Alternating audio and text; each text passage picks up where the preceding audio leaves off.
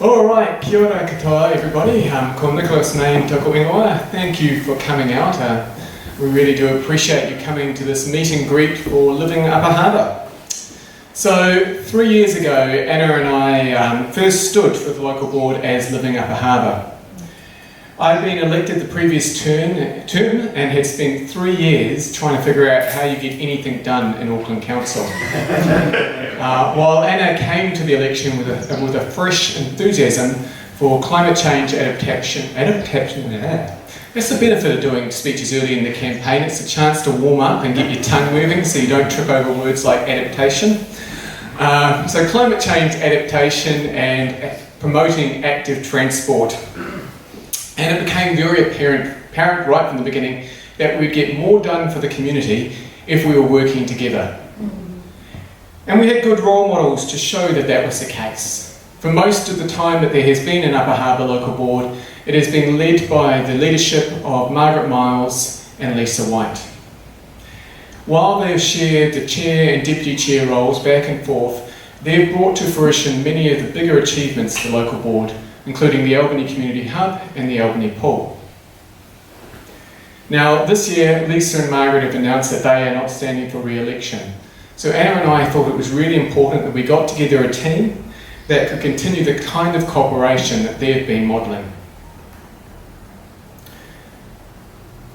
We also think it needs to be a team that reflects a diverse set of skills and interests that will help us navigate through the complex decision-making that's involved with Auckland Council.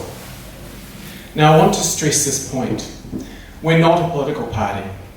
I make no secret about my own Green Party membership and the support they give me as a candidate, but Living Upper Harbour is not affiliated to any political party. Rather, we're 4 individuals who agree to some common values and a common work ethos. Our differences are really important as they promote the kind of democratic decision making that's really important for quality decision making. You always trust something to interrupt your speech. And the courtesy and respect we show for each other and our diversity of views is a courtesy that we plan to extend to all local board members. Because ultimately, Upper Harbour needs a team of 6 hard-working elected members to represent us through the changes that we're coming ahead of us. And we believe that Living Upper Harbour can contribute a solid 4 to that 6. Another aspect of that cooperation that I want to talk about is our desire to cooperate with those outside of the Upper Harbour local board. Upper Harbour is part of Greater Auckland, and our residents don't just live out their lives within our political borders. Firstly, it's really important that we cooperate with our neighbouring local boards in order to achieve sub-regional outcomes. This is something that Anna and I have already been doing in the last term, working with Alexis Popplebum and Julia Parfit to advocate for a community recycling centre in Albany. And we want to continue doing this in the next term, finding ways to work with our neighbours rather than compete with our neighbours to achieve better outcomes. We also need to work strongly with our governing body members.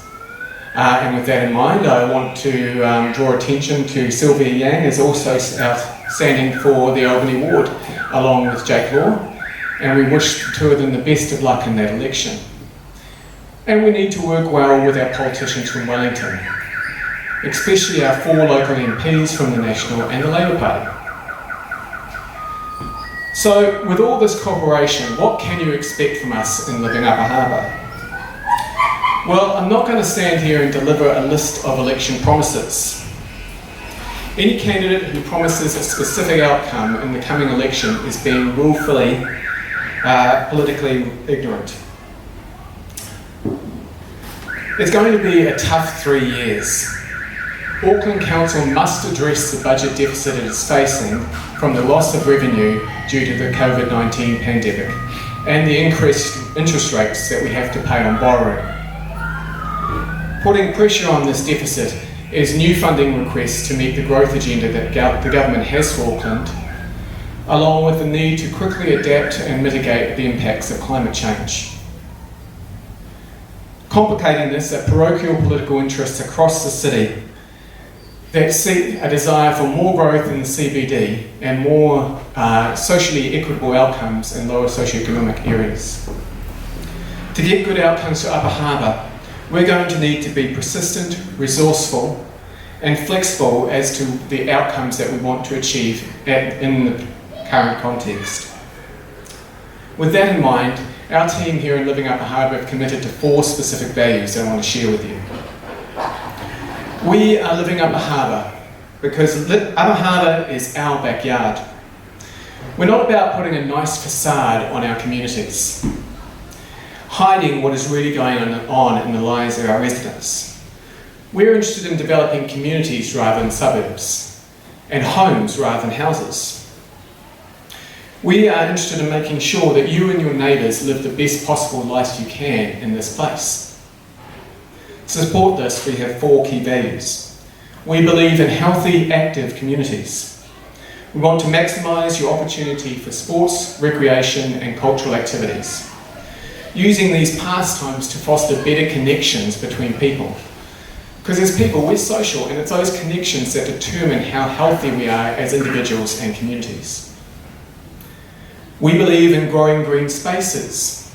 Our non-human neighbours play an important part in our well-being, whether they are flora or fauna. Upper Harbour has the 2nd largest urban forest cover in Auckland. It is at the heart of the Northwest Wildlink and is crisscrossed with streams and wetlands that all lead into the Upper Waitemata. Research shows that access to nature like this improves health outcomes and economic performance. Yet it's not equally shared across our entire local board. As such, we need to continue to protect what we've got while working to grow it in the areas that need it. We believe in greater transport choices. While the heavy lifting of providing transport choices belongs to Auckland Transport and Waka Kotahi, local boards play a supporting role. We advocate for the interests of our communities, ensuring that those decision makers know what Upper Harbour needs. We also allocate a small amount of Auckland Transport's capital budget to local projects that are important to our residents that might not otherwise meet the cost-benefit analysis that Auckland Transport uses. And we use our parks and reserves to create walking and cycling networks that provide safe, enjoyable alternatives to the road corridor. And finally, we believe in a resilient, sustainable economy. COVID-19 has reminded us that even the strongest business performance can be derailed by external shocks.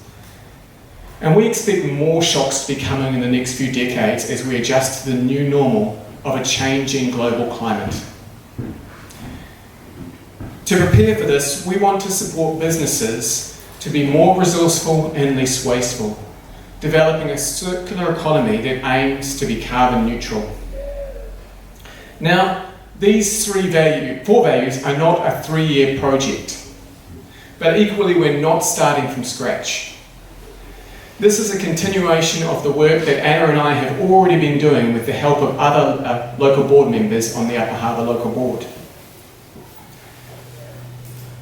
And with that in mind, I'm about to hand over to Anna to talk a little bit more about what she has learned in the last 3 years as an Upper Harbour elected member, so that she can show you that we here are people you can trust to lead Upper Harbour into a living Upper Harbour future.